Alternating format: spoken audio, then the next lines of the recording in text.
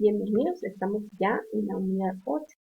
Para esta sección veremos una recopilación de estrategias que van a contribuir de cierta manera a proponer ideas innovadoras para poder elegir y adecuar en una organización cómo evitar acciones fraudulentas, hablando del tema de cómo en los procedimientos podemos considerar cada uno de los aspectos que pueden afectar la ética. En semanas pasadas hemos visto cómo el campo de la ética se ve influenciado por diversas actividades que tienen mucha relación con nuestras costumbres, con nuestros valores, con nuestra forma de actuar, con nuestras creencias, y esto ha debido a la cultura organizacional. Y es por ello que en esta unidad recopilaremos algunas acciones que pueden ser incluidas en los códigos de ética y que contribuyen de cierta manera a eliminar ciertas prácticas fraudulentas. Esto está normado por cada una de las actividades que rigen dentro del entorno de la organización.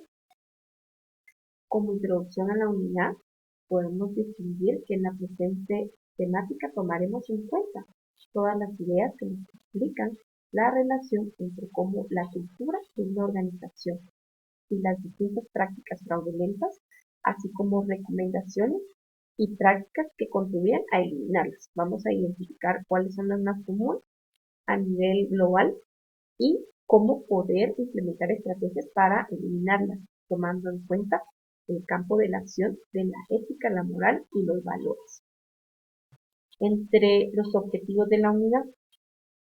Para los objetivos de la presente unidad, vamos a reconocer y analizar cuestiones relativas, esto a los valores morales fundamentales en la función del ámbito profesional, laboral y colectivo. Vamos a analizar el comportamiento ético como individuo y cómo éste contribuye al logro de todos los objetivos de la organización, así también con la interrelación que guarda el bienestar con nuestra sociedad. Nosotros somos producto de lo que reflejamos en nuestra organización y por ende cómo se va a ver influido en la atención a nuestros clientes, a nuestros servicios, y esto influenciado por las actividades que están normadas dentro de la organización, los códigos de ética.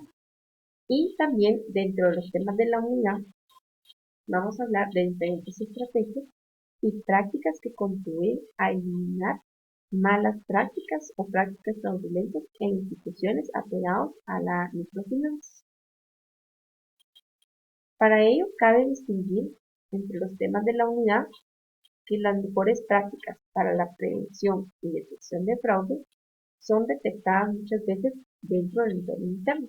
Resulta preocupante que muchos estudios revelan que el crecimiento sostenido de estos fenómenos tienen índices similares a lo largo de todas las regiones del mundo y máximo en Latinoamérica. Por ende, entre algunos datos podemos hacer ver, de acuerdo a diversas investigaciones, que el 77% de los fraudes lo cometen personas que están dentro de la organización. En algunos casos muy comunes, pertenecen a departamentos como contabilidad, operaciones, ventas, alta dirección, servicio al cliente, compras, siendo estos un ejemplo 42% empleados, 38% gerentes y 18% propietarios ejecutivos. Esto para ejemplificar algunos datos relativos y que cuantifican los hechos que se dan muy constantemente. En un 87% se trata de infractores primerizos y con hojas de servicios limpios. Sin embargo, el 81% de ellos registra indicadores conductuales de riesgo, lo cual es y hace indispensable la aplicación de pruebas de confianza. ¿Recuerdan ustedes en unidades pasadas que vimos algunos casos de cómo resguardar la ética ante situaciones que ponen en tela de juicio nuestro actuar, nuestro correcto actuar, y que dependen mucho de los valores que como personas tenemos?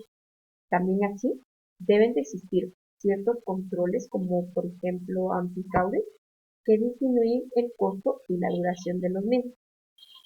El personal también debe estar capacitado sobre acciones que constituyen fraude, sus efectos perjudiciales, el uso de denuncia anónimo y confidencial, esto con el fin de comunicar la existencia de ciertas actividades sospechosas.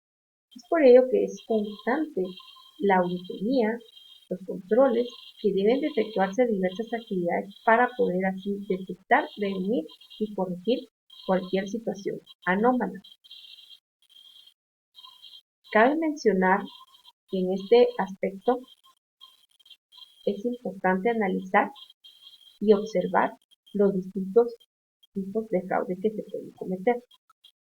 En este caso, investigaciones señalan que uno de los factores más importantes para distinguir fraudes es la percepción de cómo están comportándose los integrantes de una organización.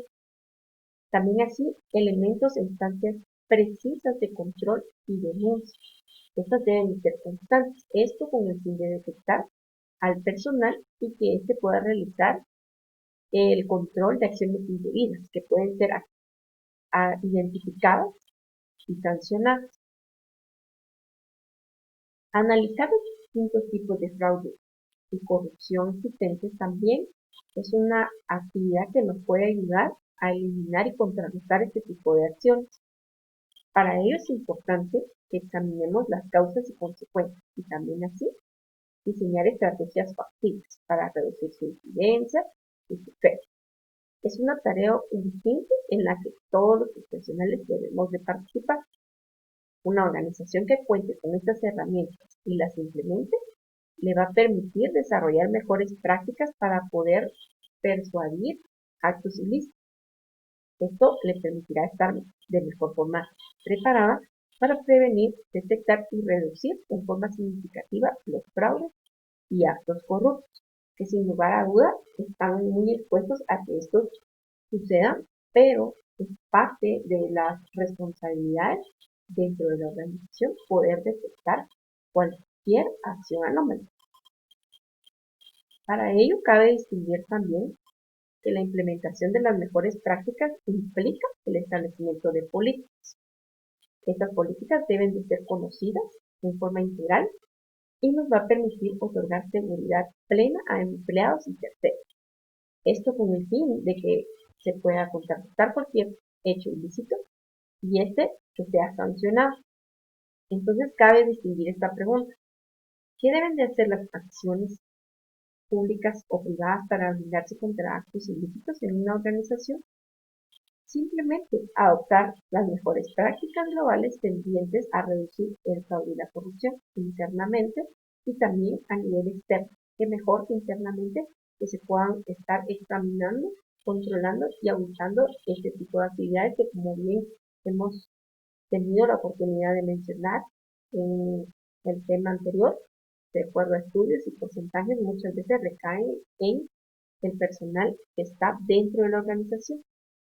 A continuación vamos a mencionar algunas de ellas, algunas estrategias que podemos tomar en cuenta para evitar este tipo de acciones fraudulentas. 1. El perfil de los empleados o servidores públicos. Es importante que cada uno de los puestos sea sensible a ser estudiado en su perfil, desde que es contratado, desde que es reclutado. También así, las áreas que son sensibles, por ejemplo, compras, adquisiciones y proveedores. Esos deben de estar dirigidos por personas profesionales que sean preparadas, honestas y con expertise. También así con un perfil apropiado para el cargo. Esta selección debe ser basada en conocimientos y especialización en relación a las funciones de desempeño. También así la verificación de antecedentes penales, laborales y aplicación de pruebas de confianza. Es común visualizar en bancos y tipos de instituciones financieras que a sus empleados antes de ser contratados se le hagan todo este tipo de pruebas para poder detectar si están mintiendo, los estudios socioeconómicos, de cómo es su ambiente, porque esto va a garantizar la prueba de confianza del estatus de la persona. Esto es un protocolo obligatorio desde que se contrata a una persona. Fortalecer también así el control interno y evaluación de riesgos. Esto nos va a permitir asegurarnos y tener esa seguridad razonable en la organización con respecto a un adecuado manejo de su gestión. Es importante revisar los controles internos los cuales tienen que estarse practicando en forma continua. Entre otras actividades importantes es la capacitación a los empleados. Es imprescindible el hecho de invertir en educar.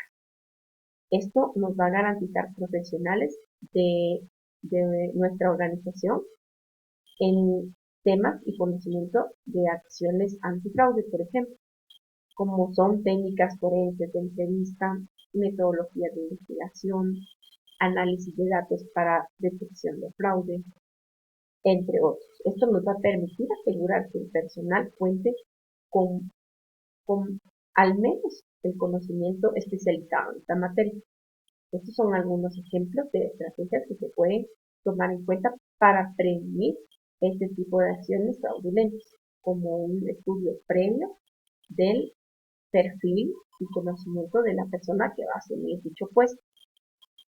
También así, entre otras, podemos mencionar el estimular las competencias laborales del personal y promover la certificación internacional en la materia. Esto resulta importante porque para una organización contar con especialistas en materia de prevención, detección e investigación de fraudes les permite estar preparada. Esto comisiona de diversos actos o delitos que pueden darse y que requiere adquirir competencias y técnicas que son habilidades especializadas para descubrir y reducir su incidencia. Entre otras, podemos mencionar el análisis y revisión forense permanente en áreas vulnerables. Esto es una actitud importante. Si se revisa siempre lo mismo, los hallazgos no van a variar. Es importante abrir el enfoque y pensamiento de los auditores que efectúan dichas investigaciones. La segregación de funciones y tramos de responsabilidad puede ser otra estrategia que consiste en establecer formalmente los ámbitos de autoridad y niveles de responsabilidad de cada uno de los empleados o servidores públicos, también así de relaciones y líneas de reporte. Diseño y promoción antifraude, esto con el fin de identificar el contenido de toda la política contra el fraude, que debe ser explícito y claro y debe de comunicarse a todo el personal de la organización. Hemos hablado en los temas pasados que es sumamente importante que esto sea conocido a través de las normas y de las políticas que muchas veces las vemos establecidas en los manuales y en los códigos de ética que continuamente deben de ser supervisados.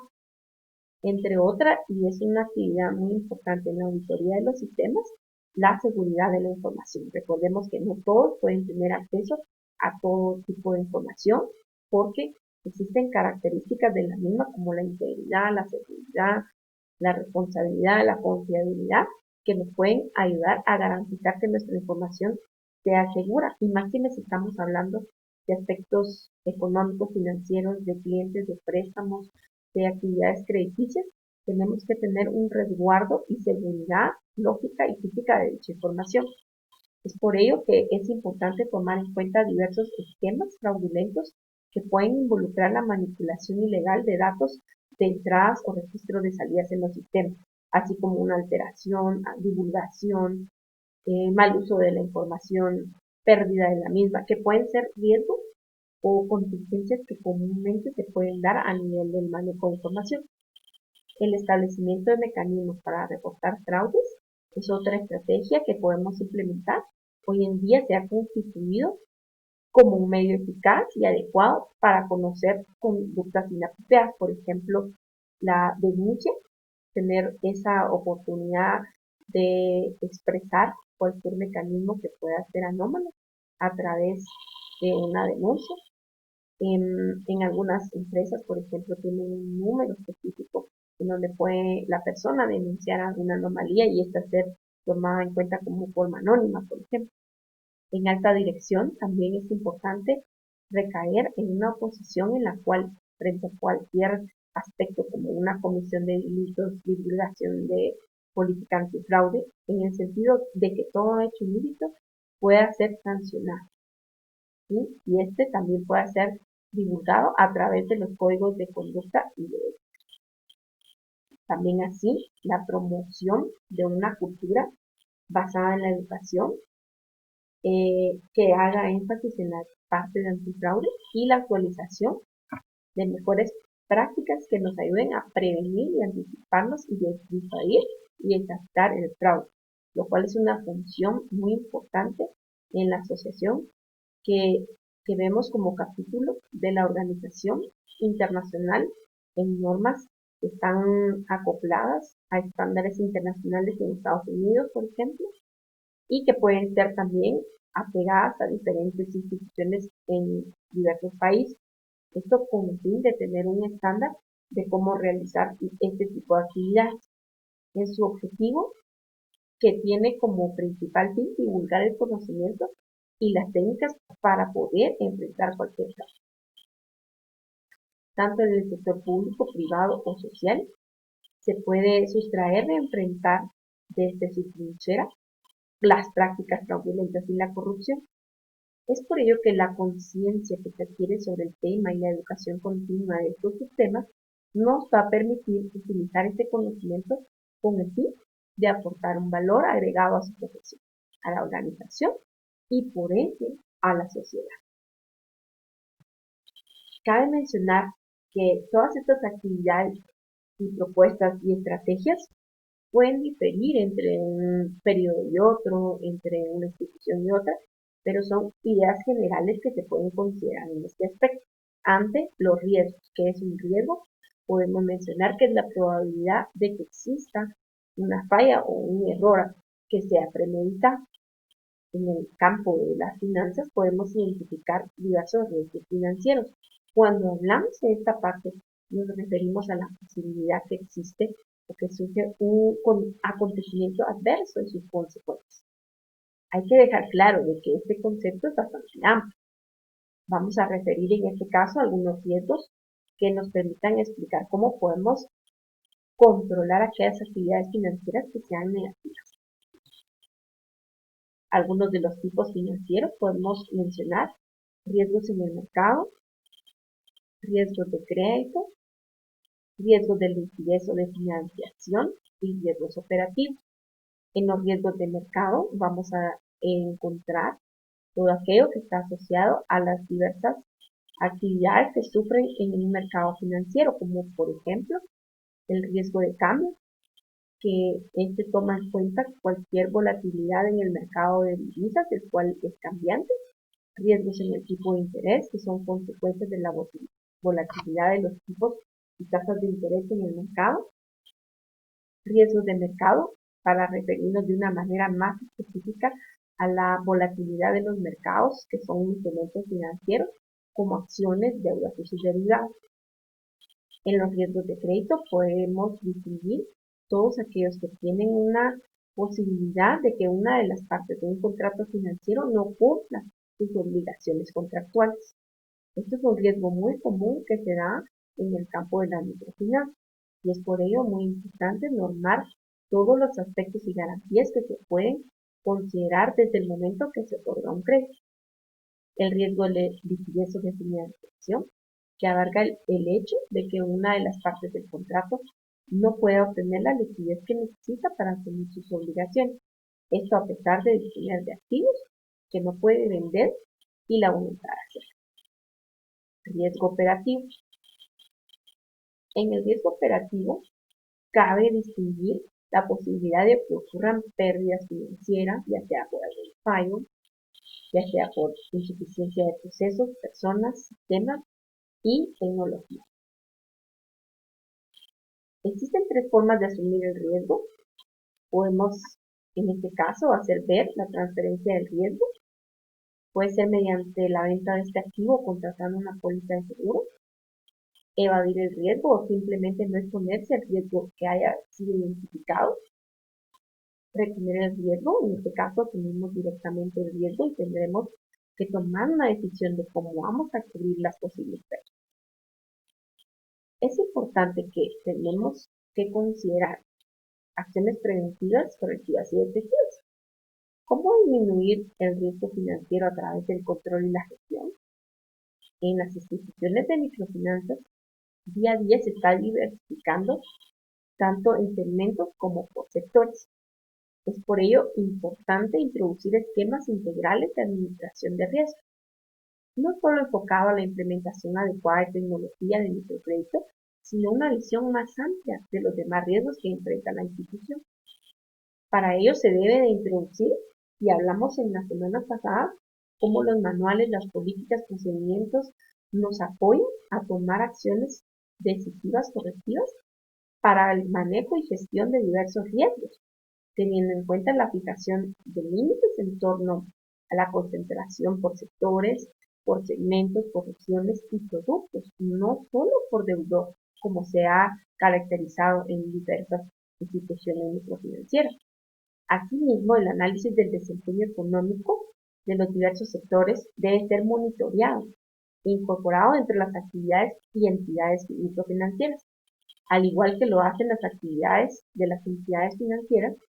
Esto puesto que los segmentos más formales de la economía y las empresas de mayor tamaño, aún las pequeñas, pueden resultar mucho más sensibles ante cambios en un ciclo económico.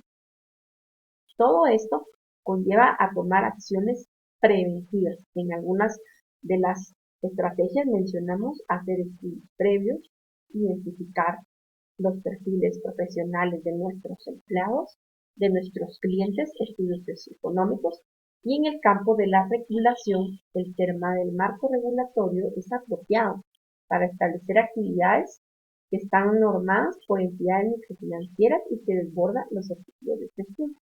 Basta decir que se comparte el criterio por el cual, solo en el caso de las entidades que trabajan con ahorros del público, la responsabilidad de regular y supervisar estas entidades debe ser a través o por medio de autoridades gubernamentales. Esto no basta para reconocer que empresas que trabajan especialmente con recursos de terceros para prestarlos. Es una operación que asume riesgos, que requiere ser normada, que requiere ser regulada, y esto con un fin de evitar que se den o que sucedan riesgos excesivos. Todo va de la mano con la prevención. En el caso de que estos prevengan de finanzas, y al respecto existen experiencias de bancos de segundo piso de la región que al darle cabida a instituciones microfinancieras no reguladas, generaron un sistema de evaluación y debidas de licencias específicas, así ejemplificando este tipo de actividades.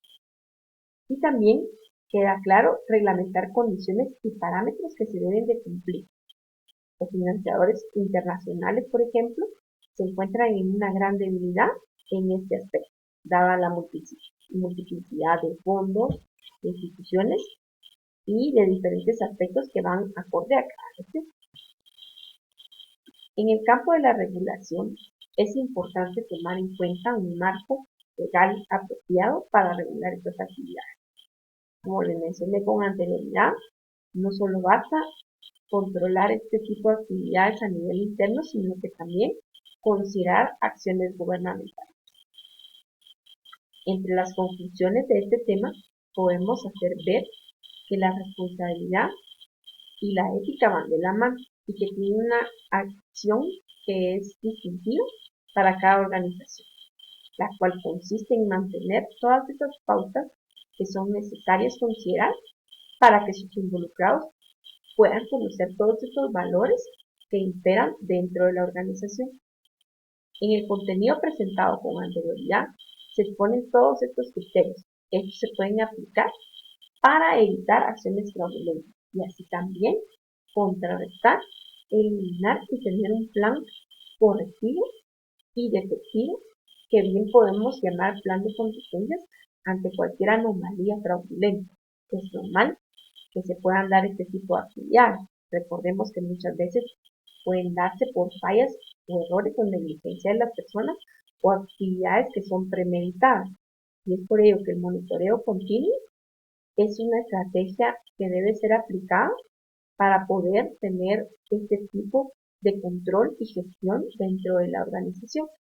Cabe distinguir que dentro de estas pautas, estas fueron de cierta forma ejemplificadas para poder normar este tipo de actividades y riesgos que son los más comunes, aunque podemos distinguir que ustedes elaborarán un caso de estudio en donde pueden proponer sus recomendaciones de cómo prevenir cualquier riesgo y no estamos haciendo mención que solo existen este tipo de riesgos, pero son los más comunes, los más frecuentes que pueden darse dentro de una institución del campo de microfinanzas. Pueden ser riesgos frecuentes, pueden ser remotos, pueden ser de categoría catastrófica, graves, leves, pero todos, no importando su nivel de gravedad y su nivel de complicación, deben de ser normados, regulados y establecidos con acciones que sean prudentes dentro del campo de cada una de las acciones y actividades éticas que amparan a la organización y también aquí están respaldadas con estándares incluso legales, económicos, políticos y gubernamentales. Vamos a ver a continuación un ejemplo de cómo poder resguardar este tipo de actividades a través de un código de ética. Vamos a ver a continuación un código de ética que ya está elaborado.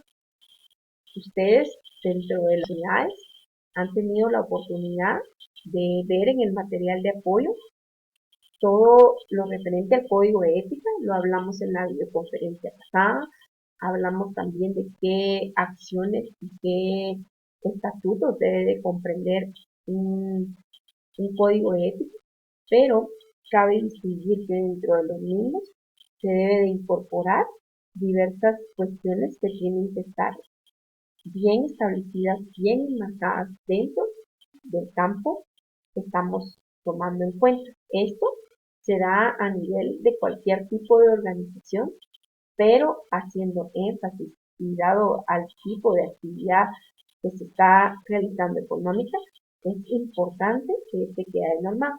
En el ejemplo de código de ética que también tiene el material de GES, ustedes pueden distinguir que debe de estar comprendido por una introducción o antecedentes de la institución.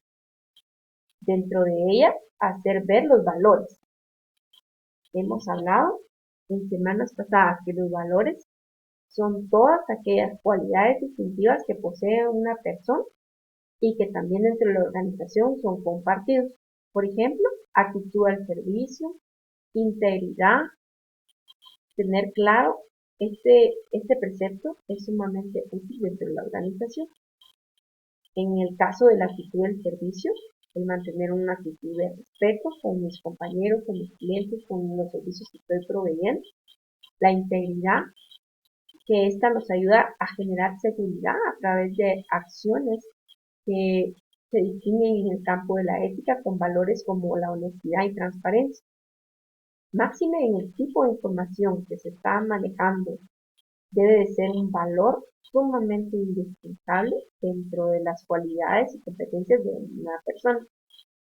También así la responsabilidad social para apoyar a nuestros clientes y colaboradores.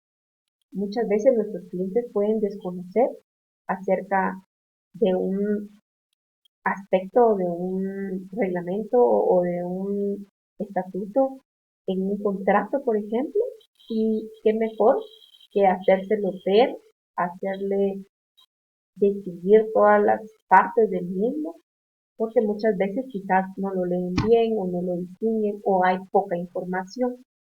El compromiso.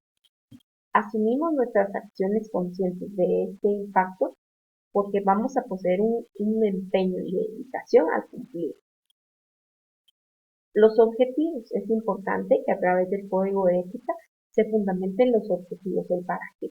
¿Por qué es que está diseñándose el mismo? ¿Qué actividades rige? ¿Qué disposiciones podemos encontrar? Y acá podemos tomar en cuenta algunos de los objetivos de este ejemplo. Por ejemplo, decirles que sirve de guía de conducta, que es un instrumento para fomentar un ambiente de trabajo, facilita la discusión de cuestiones éticas, es una herramienta de compromiso personal e institucional. En el ámbito de aplicación, podemos hacer ver qué áreas de trabajo, qué personas están sujetas a este código, aunque por lo regular va a ser a todos. Principios: integridad, probidad, equidad. Estos son elementos indispensables que van de la mano con los valores, por ejemplo, calidad personal, honestidad, sinceridad, probidad, responsabilidad y ausencia de influencias corruptivas, así como el cumplimiento y observancia de disposiciones normativas. Esto significa actuar regidos por principios morales y éticos y legales. Esto siendo coherente con lo que pensamos, decimos y sobre todo hacemos. Probidad. Los colaboradores desempeñarán tareas que, con independencia de sus propios intereses y presiones externas, van a desechar toda finalidad de provecho o ventajas indebidas para unos y para otros. Debemos ser equitativos. La empresa y sus colaboradores deberán aplicar en forma congruente y uniforme todo este tipo de normas y políticas establecidas. Esto con el fin de resguardar un ambiente de trabajo libre de decisiones arbitrarias o que se pueda ver un favoritismo con un puesto y otro, o una persona y otra, y brindar un trato equitativo tanto para clientes, proveedores y colaboradores. Imparcialidad. Actuar sin conceder preferencias o privilegios indebidos. El respeto en el marco de la actuación profesional, el trato digno de las personas, organizaciones, clientes, teniendo todo tipo de consideración, no admitiéndose discreción en raza, edad, sexo, género, color, ideología, religión o condición. Confianza. Honrar nuestros compromisos y manejo responsable de la información que nuestros clientes nos proveen y también así los proveedores. Hablábamos de la seguridad de la información, la seguridad en los sistemas, que es un campo que es muy relativo a este aspecto. La honradez. El colaborador no deberá utilizar su cargo para obtener algún provecho, una ventaja personal o a favor de terceros, y es común que se pueda dar, ni deberá de buscar aceptar compensaciones que puedan afectar su desempeño como empleado. Justicia. Con fines cometidos se desarrollarán invariablemente con apego a las normas jurídicas que son inherentes a la función que se cumple, siempre respetando el Estado de Derecho. Responsabilidad social. En este caso, vamos a hacer énfasis al compromiso con el desarrollo productivo y social de nuestro país, buena administración y optimización de los recursos, y esto en la búsqueda de un mejor aprovechamiento de los recursos. Los colaboradores deberán de desempeñar sus tareas preservando la integridad de los activos de la empresa, protegiendo la información y utilizándola en forma adecuada. Relación con los sindicatos, si es que existen, la empresa respetará la libertad sindical, prohibiendo cualquier tipo de discriminación al respecto. Este es un ejemplo. Entre los principios particulares también cabe distinguir la confidencialidad. En este campo, en la ética, toda aquella información de carácter no público que provenga de clientes sumamente es bien importante considerar que aspecto igual con los proveedores o personal de la empresa es confidencial y debe ser tratada con discreción y la profesionalidad que requiere. Esta información debe mantenerse reservada en los documentos de información que se tiene resguardada física y lógicamente, controlando y evitando que se haga un mal uso de la misma o que se pueda alterar o que pueda ser conocida por personas que no tienen autorización para ello. También otra recomendación es que no debemos almacenar información concerniente a la empresa en forma privada o en otros medios ajenos a la organización. Cualquier conocimiento de un tratamiento correcto de la información por cualquiera de los miembros debe ser comunicado y debe ser sancionado. Prevención del lavado de activos y financiamientos es otro de los ejemplos que encontramos en este código de ética y que está normando tanto a los colaboradores para que cumplan las normas encaminadas a prevenir el lavado de activos y financiamiento. Esta debe ser informada a todas las autoridades competentes y también toda actividad que se considere sospechosa, anteponiendo las observancias de los principios éticos y el logro de las metas comerciales y económicas. Asimismo, la empresa y los colaboradores deberán de guardar absoluta confidencialidad al respecto de los datos manejados. Algunas disposiciones especiales que encontramos en este ejemplo: integridad profesional, integridad personal, evitar situaciones que puedan ocasionar un conflicto. Si existiera alguna situación o duda de intereses personales o familiares, pueden tener alguna incidencia. Es por ello que deben de ser informados. Administrar asuntos financieros personales, esto aquí evitando conflictos reales o aparentes en sus intereses personales y de la empresa, no comprometiendo así la independencia de criterio de actuación requerida. Todos los miembros de la organización deben de abstenerse de propiciar situaciones de acoso, intimidación o cualquier aspecto que relacione el contexto laboral dentro o fuera de la organización. Las acciones emprendidas por los miembros de la organización no deben de atentar contra la dignidad personal de un tercero ni ejercer algún tipo de discriminación. Los colaboradores deben desempeñar sus funciones con buena fe, lealtad y cumpliendo principios generales y particulares. Esto en consecuencia encuentra algún aspecto regulado. Por ejemplo, podemos decir guardar un correcto relacionamiento, el respeto, abstenerse de usar o proporcionar información confidencial, en el desempeño de las actividades privadas, cuidar no caer en incompatibilidad, abstenerse de solicitar, aceptar o facilitar o fomentar directamente cualquier tipo de beneficio, ya sea para ellos o terceros, ceñirse estrictamente al conjunto de disposiciones vigentes. Las relaciones con los clientes es un punto sumamente importante en los códigos de ética.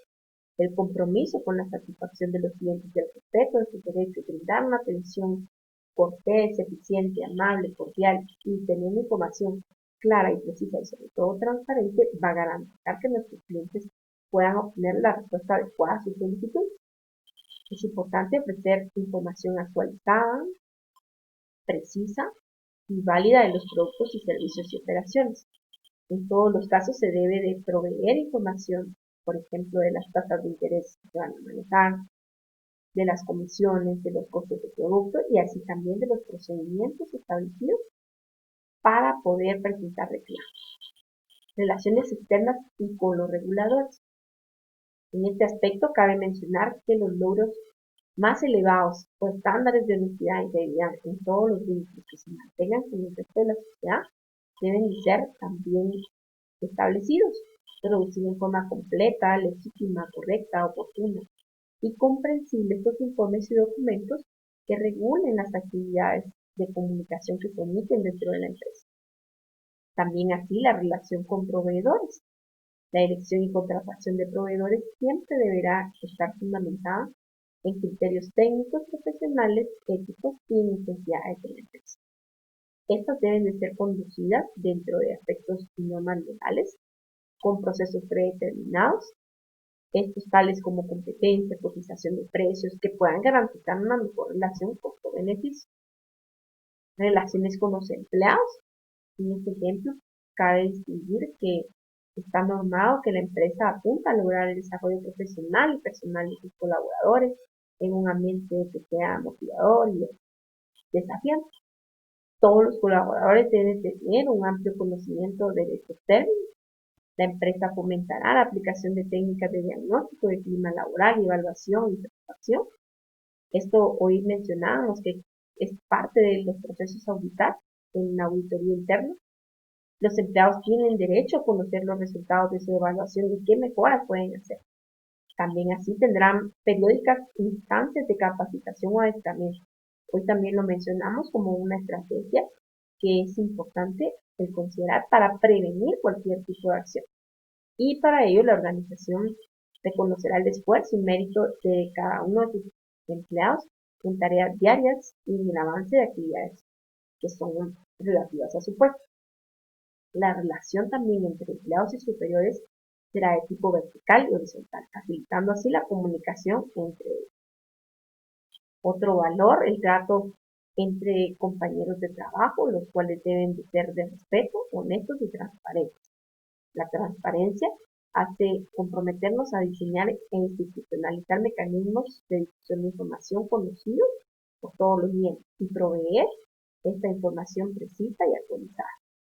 Una actividad también muy importante y que hoy en día se ve mucho en otros países es el racismo.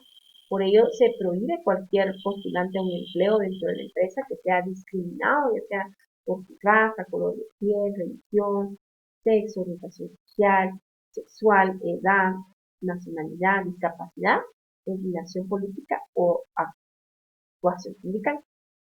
Conducta responsable. En este código de ética encontramos que todos los miembros deben de tener una responsabilidad de acciones a nivel personal e institucional.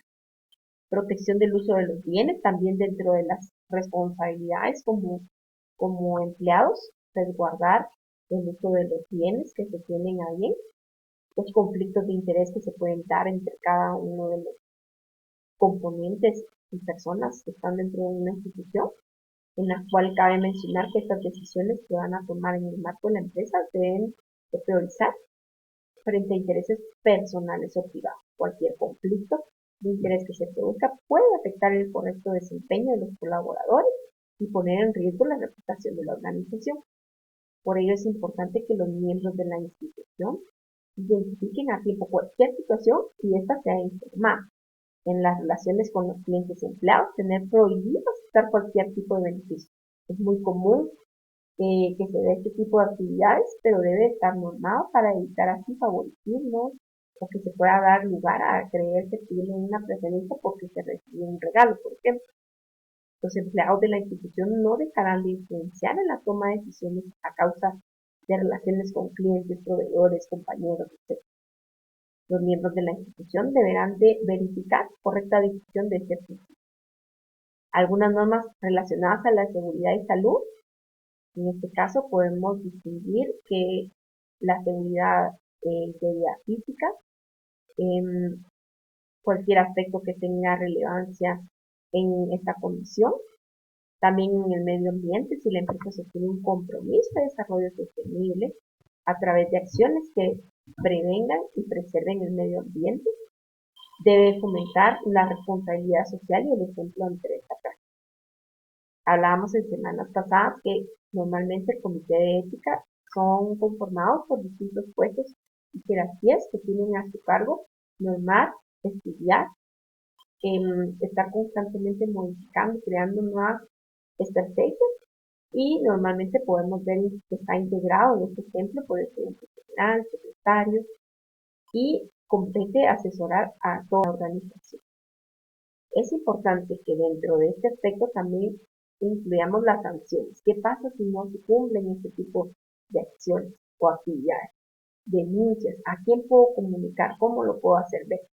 Y el cumplimiento y adhesión, que debe ser importante proporcionar una copia o que este sea abordado por todas las personas para que puedan sentir ese compromiso y gestión de desarrollo de la misma.